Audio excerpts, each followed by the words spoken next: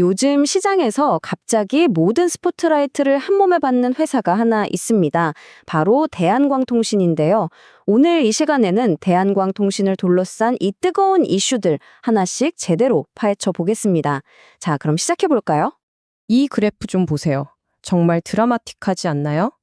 불과 한 달 만에 주가가 거의 2배 가까이 뛰었습니다. 잔잔하던 주가에 갑자기 엄청난 거래량이 터지면서 그냥 수직으로 솟구친 거죠. 시장은 그야말로 충격에 빠졌습니다. 네, 바로 이 질문이 오늘 우리가 풀어야 할 핵심 퍼즐입니다. 도대체 무엇이 이런 폭발적인 급등을 만들어냈을까요? 자, 첫 번째 순서에서는요, 이 급등에 불을 붙인 직접적인 단서들부터 한번 살펴보겠습니다. 모든 것의 시작은 바로 이 뉴스 하나였습니다.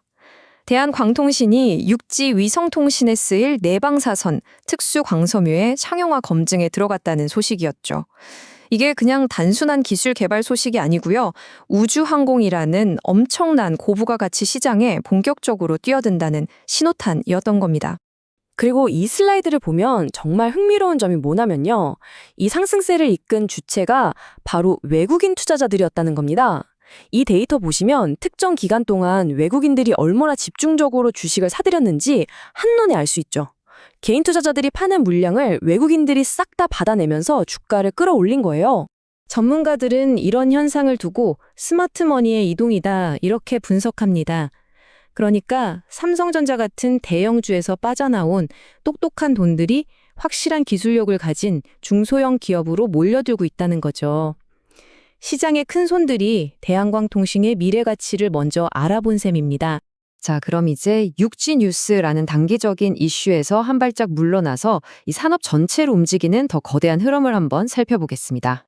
사실 육지 위성통신은 이 거대한 퍼즐의 한 조각에 불과합니다. 더 큰 그림은 뭐냐면요.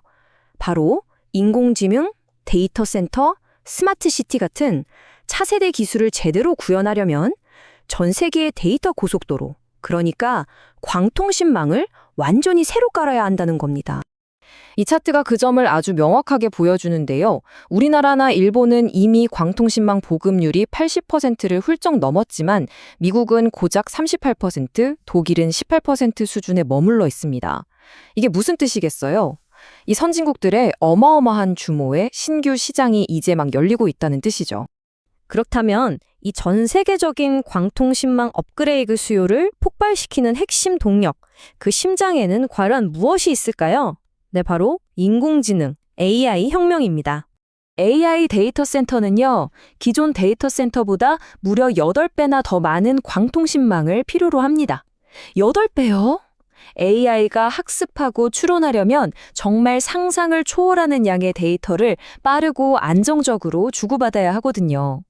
이 숫자 하나만 봐도 AI 시대에 광섬유가 얼마나 중요해질지 감이 오시죠? 이건 그냥 저희 내피셜이 아닙니다. 이 슬라이드는 광섬유 업계의 절대 강자인 미국 코닝사의 발표 자료인데요. 여기서도 아주 명확하게 생성형 AI가 엄청난 수요를 만들고 있다고 딱 집어서 이야기하고 있습니다. 산업 전체가 같은 방향을 보고 있다는 거죠. 자, 이렇게 거대한 시장이 열리고 있다는 건 알겠습니다. 그럼 질문은 이거죠. 왜 하필 대한광통신이냐?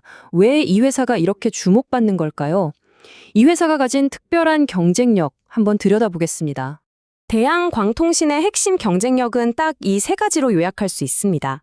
첫째, 원재료 생산부터 완제품까지 모든 걸 자체적으로 해결하는 수직 계열화를 이뤘다는 거. 둘째, 덕분에 퀄리티는 높이고 가격은 낮추는 두 마리 토끼를 다 잡았죠.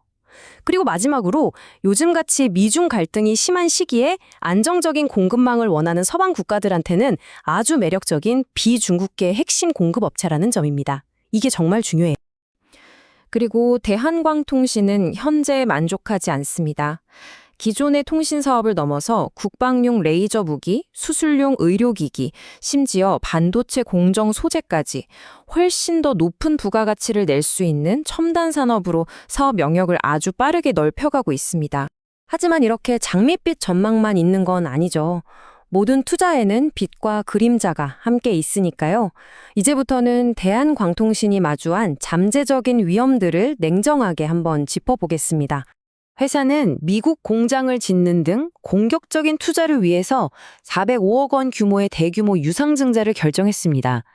미래 성장을 위한 꼭 필요한 투자이긴 한데 이게 기존 주주들한테는 좀 부담이 될 수 있는 소식이죠. 바로 주주 가치 희석 문제입니다. 쉽게 말해서 주식수가 늘어나면서 내가 가진 지분의 가치가 옅어지는 거죠. 이 슬라이드를 보시면 시장에선 한 주에 3,300원이 넘는데 회사가 새로 발행하는 주식은 1,700원대에 살 수 있게 됩니다. 이렇게 훨씬 싼 주식이 대량으로 풀리면 기존 주식의 가치가 상대적으로 떨어질 수 있다는 우려가 나오는 겁니다. 그 밖에도 몇 가지 경고 신호들이 더 있습니다. 기업의 자산 대비 주가 수준을 보여주는 PBR이 최근 700까지 치솟으면서 단기 과열 논란이 있고요. 또 과거 몇 년간 영업 손실을 기록했던 재무 상태도 아직은 불안 요소입니다. 게다가 대주주 지분율이 낮아서 경영권이 불안정할 수 있다는 점도 잠재적인 리스크로 꼽히고 있죠.